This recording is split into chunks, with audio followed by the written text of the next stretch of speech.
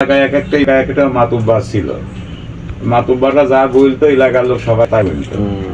তো মাতুব্বার বলেছিল গান মান বলতো, ওটা মাতুব্বার একটু ভালো লাগতো।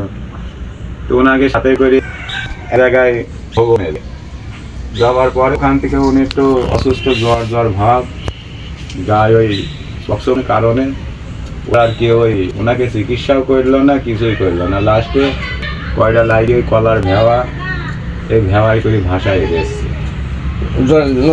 নদীতে ভাসতে ভাসতে আইসি। আপনি আমাদের কুষ্টিয়ায় একটা কালী নদী বলতে একটা জায়গা আছে, লালন সাইজে আসার পরে নদীটা শুকায় গেছে, আর ওই নদীটা পুরাটাই এখন ওনার আস্তানার জায়গা। তো ওখানে আইসি ভাসতে ভাসতে আসছে, যিনি পাইছিল উনি আছে মনে করেন একজন বিশাল একজন আলেম, মলন শাহ না আমরার নাম, উনি একটা বিশাল একজন সিরাজ শাহ নাম তো বিশাল একজন আলেম মানুষ। তো ওনার স্ত্রী ওই গোসল করতে যায়, দেখে যেরকম বেশ কয়েকটা মহিলা গোসল করতে করতে যাতে এক বাচ্চা ঠিক পাচ্ছে যে একটা ভেওয়ার উপরে মানুষ ভাসি যাচ্ছে। তো ওই বাচ্চাটাই ডাকি মহিলাগুলা সব সাথে করে নিয়ে যায়। এখন ওই পক্স রোগ, কেউ তার ছোঁয়াছুঁয়ি রোগ, কেউ হাত দিতে যাচ্ছে না। কিন্তু সিরাজ সাহেব উনি তো একজন কামিলে ব্যক্তি, উনি বলছে একটা মানুষ এইভাবে অনাহারে এইভাবে মারা যাবে, যাই চিকিৎসা করতে করতে আমার যা হয় হই, ওনাকে তো চিকিৎসা করি, যে ওনাকে চিকিৎসা করি। লাস্টে সিরাজ সাহেব দেশে দেশে বেড়াতে নিয়ে বেড়াতে লাগলো।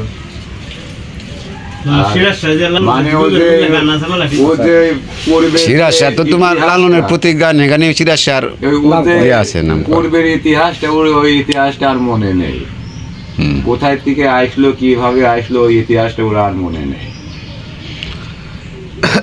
কুষ্টিয়াতে আছে এ পর্যন্ত আছে, শুরু থাকতে বেশি আসছেন নাকি? আর আপনি তো দেখছেন না লালন রে? আমরা দেখবো কোথায় এবির, আপনি এবিরটা হবে মনে হয় 127তম না 28তম অনুষ্ঠান এবিরটা হবে। তাহলে 128-30 বছর আগে উনি উপাধ্যায় গেছে, 128-30 বছর আগে। আবার আমাদের এলাকা আবার কাজী নজরুল ইসলামের কবি, উনার বাড়ু আমাদের কুষ্টিয়াতে, রবীন্দ্রনাথ ঠাকুর বাড়ু আমাদের কুষ্টিয়াতে। রবীন্দ্রনাথ ঠাকুর উনি তো খুব কোটিপতি মানুষ ছিল, আর লালন সাহেব একটু পাগল ধরনের লোক ছিল।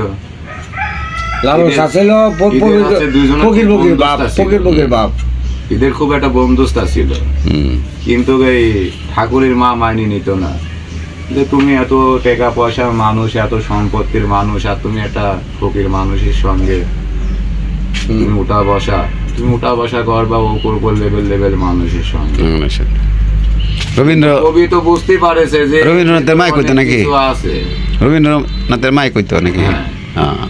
দেখবেন যে কবিতার ভিতরে রবীন্দ্রনাথ ঠাকুর দেখবেন যে লালন সাহিত্যিক নিয়ে অনেক কবিতাও লেখেছে।